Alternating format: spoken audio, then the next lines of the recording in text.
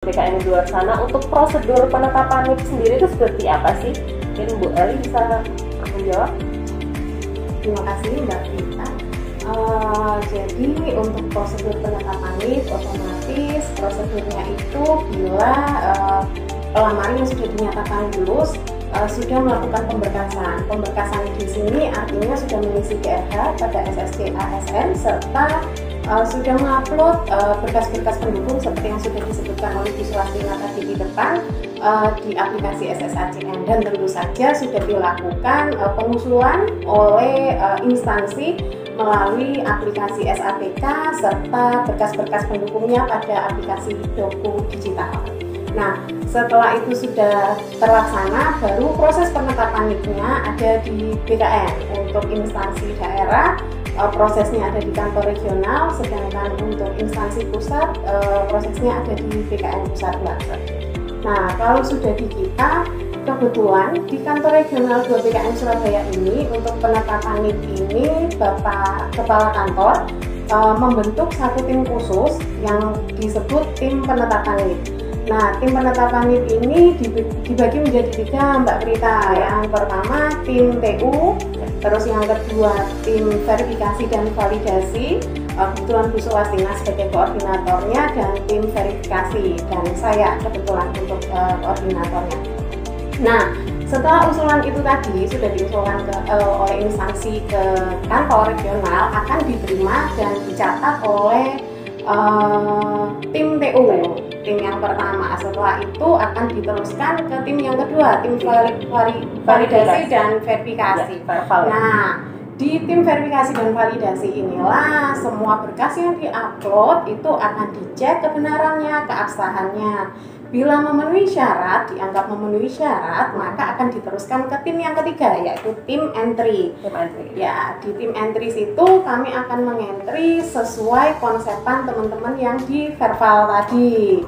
Kalau misalnya ada yang salah ya, mungkin nomor SKCK-nya salah, mungkin nomor apa namanya itu Bu, kayaknya tadi masih belum ya Bu, bebas narkoba tadi kayaknya kurang ya Bu ya? Sudah nafsa itu. Nafsa ya?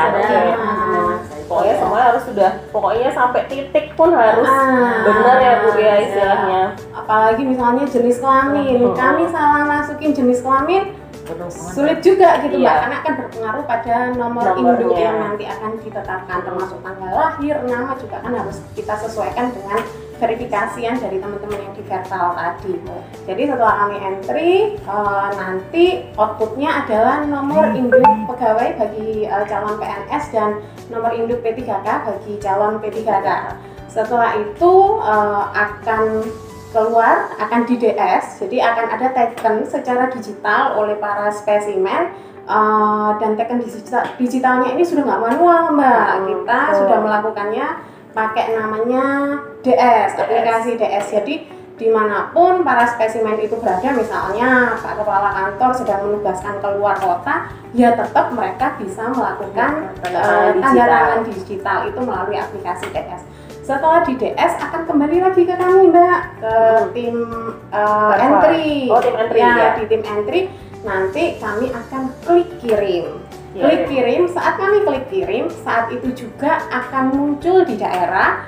Artinya daerah sudah bisa mencetak ya Bu Sulastina ya, sudah bisa mencetak untuk nota pertimbangan penetapan NIP-nya sebagai dasar pembuatan dari SK penetapan CPNS-nya ya Bu ya.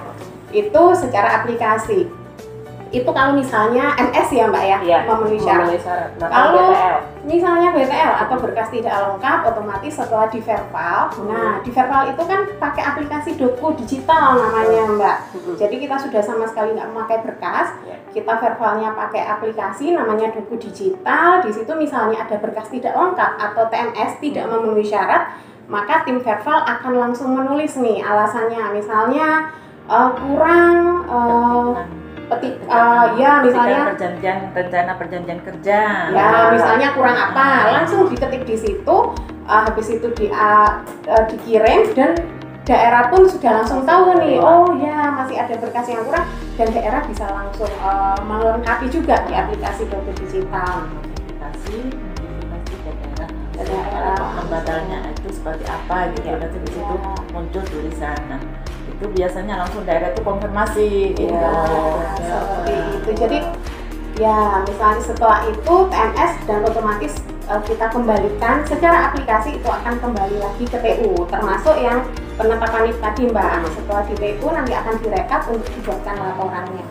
Dan satu Mbak, jadi kita ini proses kita ini semua di BKN sudah menggunakan aplikasi-aplikasi. Jadi sudah nggak kayak berapa tahun yang dulu ya Bu. Sudah canggih ya.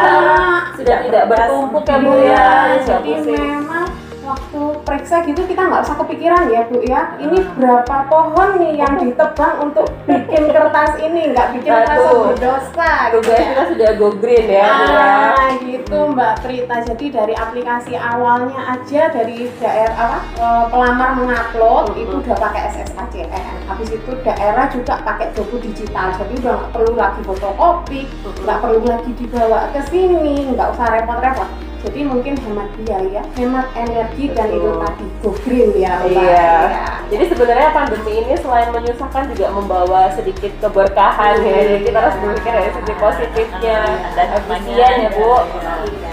Sudah dipikirkan ya sama BKN untuk Nah, untuk rentang waktunya sendiri itu kira-kira prosesnya itu berapa lama sih untuk penetapan NIP itu Bu? Kalau rentang waktunya sih kita tergantung dari, kembali lagi ke instansi masing-masing ya. Kalau memang instansi itu dalam mau dokumennya lengkap, tidak ada bermasalah, mungkin juga kita kembali lagi dengan SAPK kita, doku kita. Kalau memang itu lancar, tidak ada masalah, internetnya cepat, jadi kita nggak dokumennya lengkap, terus aplikasinya juga kayak SAPK, dokunya tidak lemot, jadi kita juga mengerjakan cepat ya gitu. Kita kembalikan lagi ke daerah ya Bu daerah, ya. Gitu.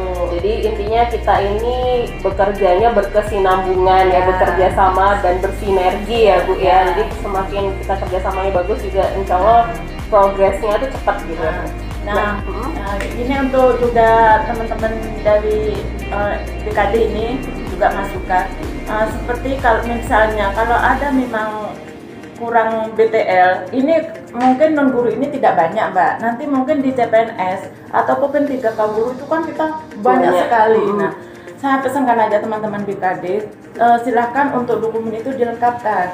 Karena nanti kalau kita merisa, contoh Kabupaten A, kita merisa oh ternyata masih ada ini BTL, nah kita singkirkan meskipun si A ini mengusulkan awal, tapi kalau memang belum lengkap kita tinggal, jadi kita langsung ke instansi B, Kabupaten B gini. Nah kalau memang lengkap kita yang kerjakan yang B. Jadi untuk teman-teman BKD, kok kadang kok saya usul duluan kok belum selesai. Nah kita kembalikan lagi kalau memang kita lengkap dari BKD lengkap, juga kita SAPK, terus buku kita mendukung, insya Allah cepet ya cepet lah, nggak lama-lama lah gitu. Jadi nanti kan istilahnya gitu.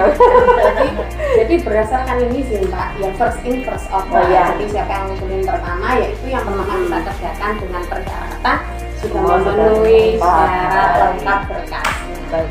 Oke, nah tadi terkait progres penetapan NIP di wilayah Kanrek 2 BKN Surabaya tadi sudah dijelaskan oleh Bu Sulasina ya, kalau untuk sekarang kita sedang mengerjakan penetapan NIP P3K non-guru, dan itu sudah 95% selesai ya Bu ya, tinggal 5% lagi itu untuk instansi yang masih BTL ya Bu ya. Jadi untuk instansi tersebut mohon agar segera dilengkapi ya Bu biar bisa 100%.